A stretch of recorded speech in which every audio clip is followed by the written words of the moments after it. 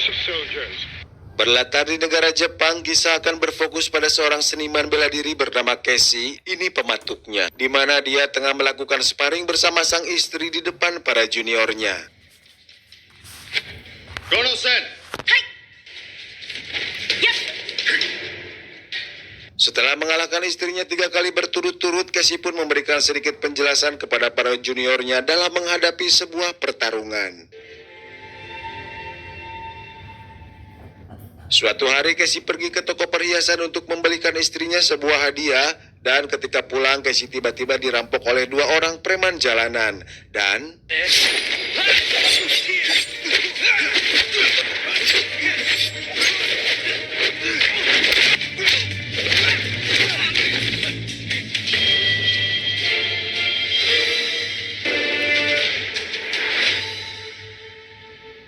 betapa bahagianya sang istri setelah Casey memberinya sebuah hadiah kalung yang melambangkan kebahagiaannya, dan saking bahagianya mereka pun melakukan itu saat itu juga.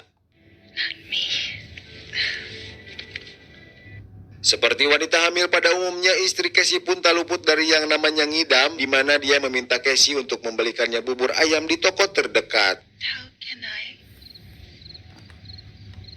Setelah menyadari uangnya ketinggalan, Casey pun lantas pulang ke rumah untuk mengambilnya, di mana dia sangat kaget tatkala melihat istrinya telah mati akibat terlilit tali berduri yang membuat lehernya bolong-bolong.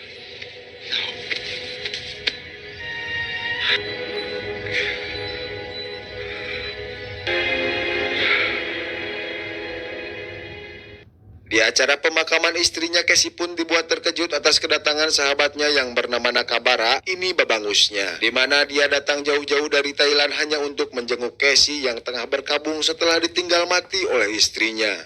I'm very sorry for your loss. Untuk menghibur Casey, Nakabara pun mengajaknya pergi ke Thailand agar dia bisa melupakan kenangannya bersama sang istri dan memulai hidup baru di sebuah dojo milik Nakabara. Namun karena Casey ingin menuntut balas dendam terlebih dahulu, maka dia pun menolak tawaran itu sebelum hasratnya terpenuhi. Thank you, senpai. But I have some unfinished business. Esoknya Casey pergi ke dojo Azuma yang memiliki jurus bernama Triple Kick, di mana maksud kedatangannya ke sana untuk menanyakan lokasi 2 orang preman yang pernah memalaknya tempo hari. Namun karena anggota dojo tersebut tidak bisa diajak kerjasama, maka terpaksa Casey harus menggunakan kekerasan untuk membuat mereka bicara.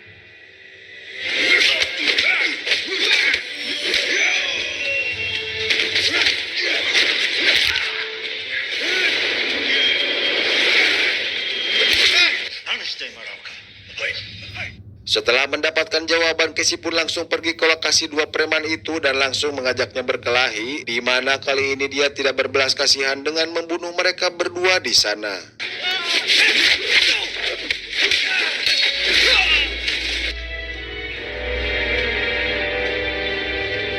Merasa bahwa dendamnya telah cupar, Casey pun langsung pergi ke Thailand untuk tinggal bersama Nakabara di dojonya. Yang sesampainya di sana, dia langsung dikenalkan dengan 2 murid tertua Nakabara yang bernama Lucas dan Hiroshi. Casey-san, please meet Hiroshi and Lucas, my senior students.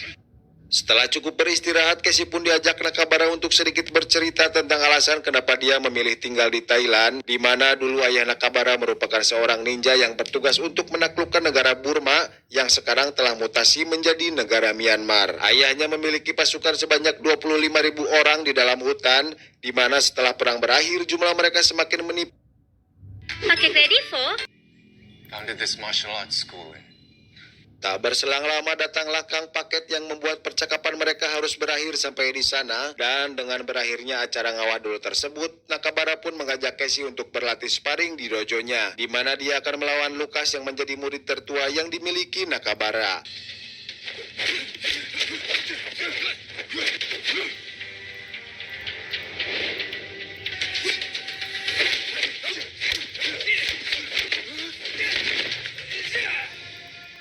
Ketika pertandingan imbang di angka 1-1, yang mana Casey berhasil memojokkan Lucas dan membuatnya kalah dari pertandingan itu, akan tetapi meski sudah meminta maaf, Casey yang sudah dibutakan oleh amarah tidak sedikit pun mempedulikan sekitarnya, di mana dia terus memukuli Lucas tanpa memberinya ampunan. kesalahannya tadi siang, Casey pun dihukum untuk berjalan di atas bara api agar dia bisa mengontrol emosinya. Namun di setengah perjalanan, memorinya bersama sang istri kembali muncul yang membuat Casey memutuskan untuk pergi dari sana dan meninggalkan Nakabara.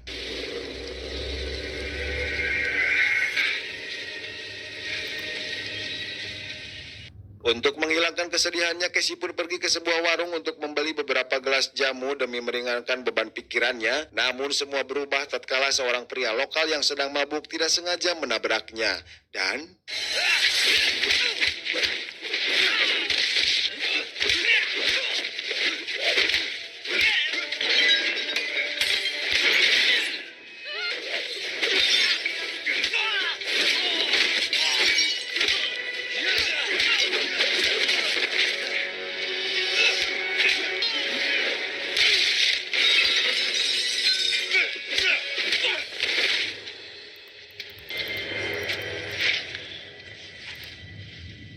Lukas yang melihat wajah Casey babak belur pun menggantikan tugasnya untuk memetik buah yang setelah kepergian Casey,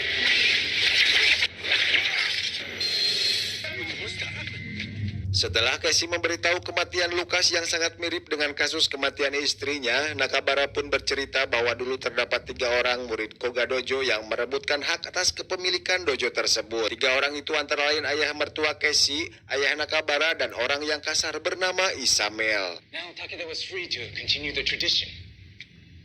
Di waktu duel, mertua Casey berhasil membunuh Isamel tepat di depan adiknya yang bernama Goro, dan di sanalah terucap sebuah janji dari seorang adik untuk kakaknya yang telah tewas, di mana Goro akan menuntut balas meski harus melewati 3 generasi sekalipun. Kini Goro kecil telah tumbuh dewasa di daerah Burma sebagai seorang kartel, di mana dia selalu mengajarkan anak buahnya untuk bertarung dengan menggunakan kawat berduri. Dari kisah itu, Nakabara pun menyimpulkan bahwa Goro lah dalang di balik ini semua, sekaligus orang yang bertanggung jawab atas kematian istri dan kerabat Casey.